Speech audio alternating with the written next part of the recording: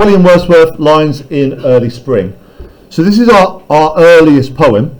So published 1798. Okay, so we're talking about a few things going on here. So first of all, we have got the fact that he's a romantic poet, that he's writing at sort of, I'm going to say like the start of Industrial Revolution. So it's very much the beginning of this time period. People are moving away from nature into the cities. We've also got a few other events that were going on. So 1789, we have the French Revolution, where the French rebelled and overthrew the monarchy and changed society. We also still have, at this point in time, we've still got slavery. So there's lots of problems and aspects that are going wrong in society. William Wordsworth, as you know, as a romantic, was very against the church and against the government and politics, right? Which he thought stopped people thinking. He was very, very, very pro-nature. I'll put it here as well. Okay, he lived in the Lake District, which was a very natural environment where he observed a lot of untouched nature. Okay. Did he live completely isolated? Yeah, complete. I mean, there were other people there, but he was away from sort of social structures, which he chose to do deliberately. I want to start, please. Let's go. So, I heard 1,000 blended notes, while in a grove I sate reclined, in that sweet mood where pleasant thoughts bring sad thoughts to the mind. Okay, so 1,000 blended notes. So here he's referring to the noises of nature. So imagine this, right? 1,000 blended notes. You might hear birds singing. You might hear the wind blowing, right? Not yet, please. You might see the wind blowing. All kinds of different noises sort of mixing together. So the idea is he's completely surrounded. He is completely surrounded. I'm going to use the word here that he is immersed, right? You got one chance.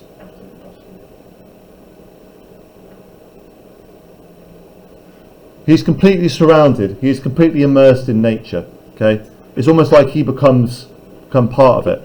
In a grove, so a grove is a kind of a clearing in a forest. I sate is an old way of saying I sat.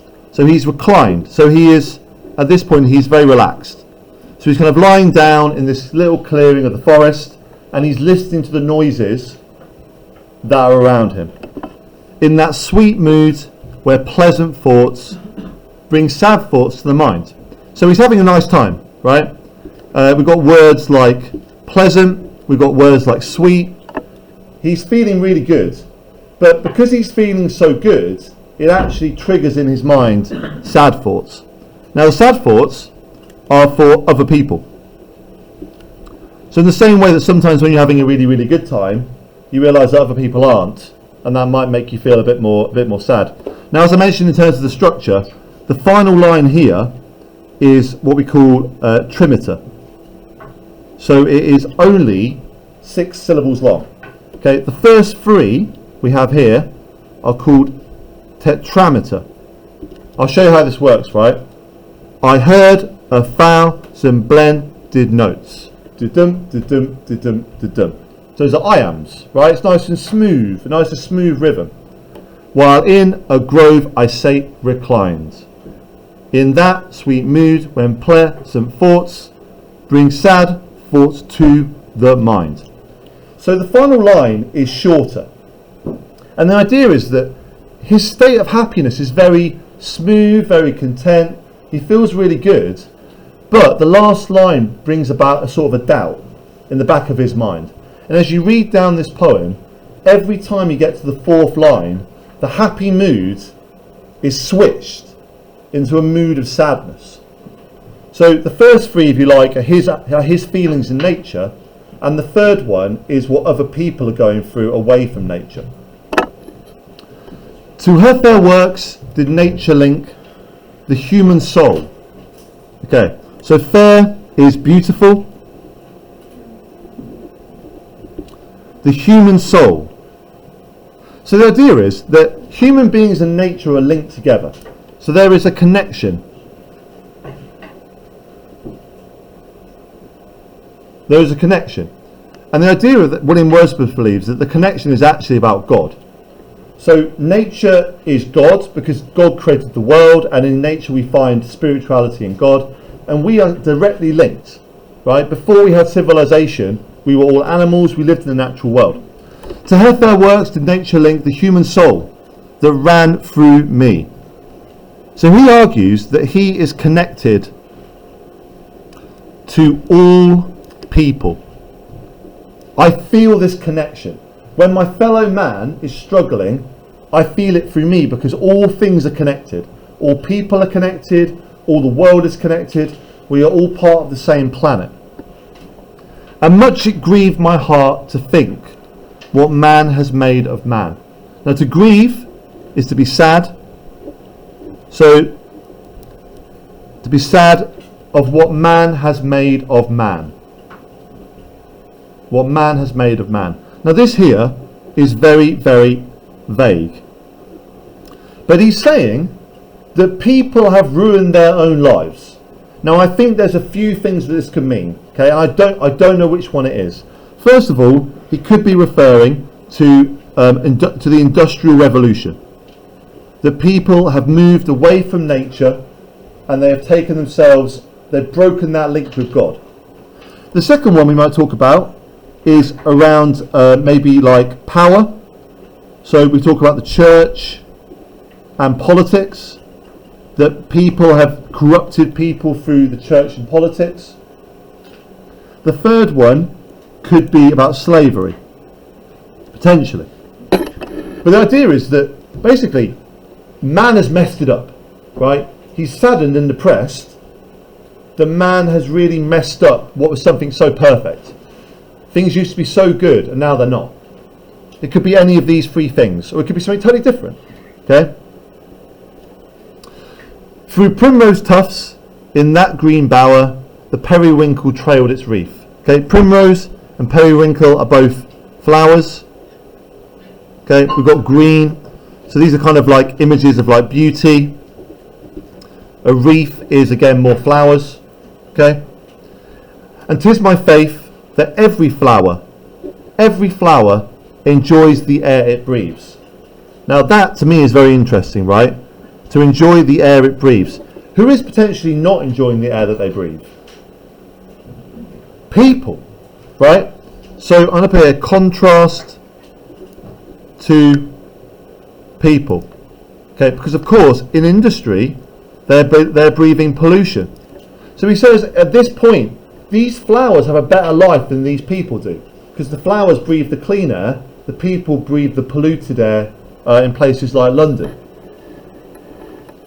The birds around me hopped and played. Okay, so this bit here is about plants.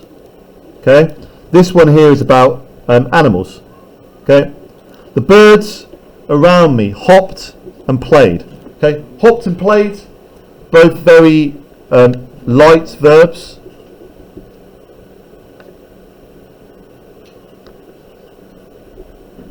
Both very light verbs, to hop and to play. Their thoughts I cannot measure. So there's an idea here that there is a mystery, right? Now measure, again, is a reference to industry, okay, and science. So the idea that man is trying to always measure things, to try and judge things and weigh them up.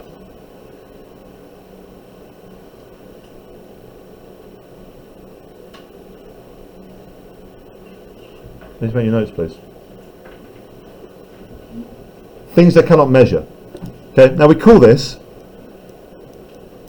empirical.